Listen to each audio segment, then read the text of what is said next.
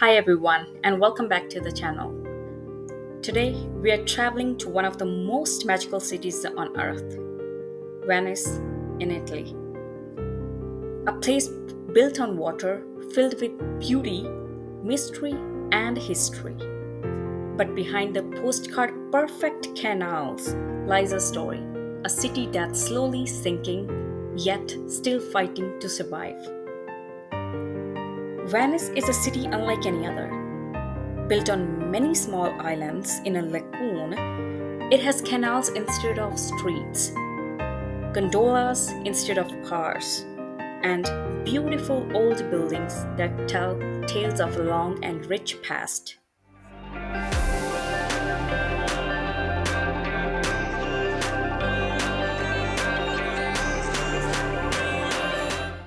A long time ago, over 1500 years, people escaped attacks on the mainland and found safety on these islands in the water. They built homes by driving wooden piles into the mud, and bit by bit, they built more grand buildings. In the Middle Ages and the Renaissance, Venice became very powerful. It was a great trading city. Ships from Venice carried silk, spices, and treasures from all over the world. The city grew rich and became famous for its art, its music, its palaces, and its canals. Venice was ruled by a doge, a special leader chosen by the people in a council. It stayed independent for over 1,000 years. But in 1797, Napoleon conquered Venice, ending its long independence. Later, in 1866, it became part of Italy. Today, Venice is a UNESCO World Heritage Site, a place the world agrees is special and worth protecting. But time has a way of testing even the strongest creations. The same water that once protected Venice is now its greatest threat. Venice is like a beautiful old painting, but one that's beginning to fade. The city faces three great challenges: flooding, sinking, and overtourism. When the sea rises or storms push water into the lagoon, Venice floods. Locals call it acqua alta, means high water. In some winters, the water rises so high that shops and churches are filled with salt water. It damages ancient mosaics, marble floors, and priceless art.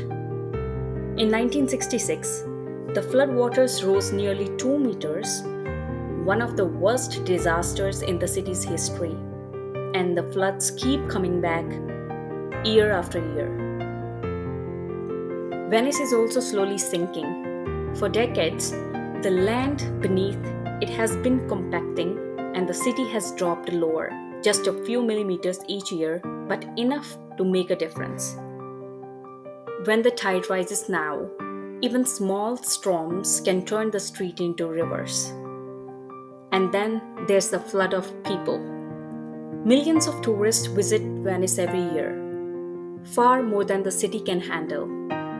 Most stay for only few hours, taking photos and moving on. Crowds fill narrow bridges, cruise ships glide past ancient buildings, and local families quietly move away. Venice's population keeps shrinking, and some fear it may become a city with no real residents, only visitors. But Venice is not giving up. This city has always been a fighter. At the edge of the lagoon, a massive project stands between Venice and disaster, the MOSE system. It's a line of giant steel gates hidden beneath the sea. Each huge barrier varies from 20 to 30 meters long and 20 meters wide. They are anchored in concrete chambers which are 40 meters wide, 60 meters long, and 10 meters high. These are 78 in total, arranged in 4 rows at the lagoon's 3 entrances. When high tides threaten the city, these gates rise from the water, blocking the sea from rushing in. When the danger passes, they sink back down. Typically, flooding time in Venice is from October to March. In 2020, for the first time, MOSE saved Venice from a major flood. For the people who live here, it was a sign of hope, proof that Venice could still be protected. The city is also raising walkways, repairing old buildings, and reinforcing its foundations. Large cruise ships are no longer allowed to pass too close to the historic center. And visitors who come just for the day now pay a small entry fee, money that helps keep the city alive. Everywhere you look, workers are restoring, brushing marble clean, fixing bricks, saving art from the damage of salt and time. Venice is healing itself, piece by piece. But saving Venice is not easy. The MOSE gates are powerful, but they're not perfect. They need constant care, and if the sea keeps rising, they may have to stay closed more often, which could hurt the natural rhythm of the lagoon. Scientists worry that if the gates are used too often, the lagoon's delicate ecosystem could suffer. And another big issue with the MOSE is its massive cost.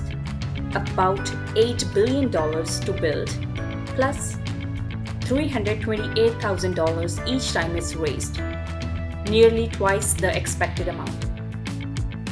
The fins need anti-corrosion treatment every 3 months, dredging twice a season, and a full cleaning every 5 years.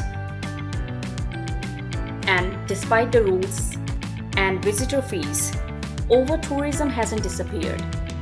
Some days, the crowd still pack St. Mark's Square from morning till night. Balancing the needs of visitors and the lives of locals remains one of Venice's hardest challenges. Climate change also continues. The water around Venice is rising slowly, but surely, and every year. The repairs grow more expensive. Keeping Venice safe means fighting against both nature and time. And yet, there is still hope. Venice has survived wars, floods, and empires. It was built by people who refused to give up, and that same spirit still lives here. Engineers, artists, and ordinary Venetians are all working to protect their home. They believe that Venice is not just a city, it's a living piece of human history, something the whole world shares. If we can save Venice, maybe we can learn how to save other beautiful places at risk too. Because Venice has always belonged not just to Italy, but to all of us.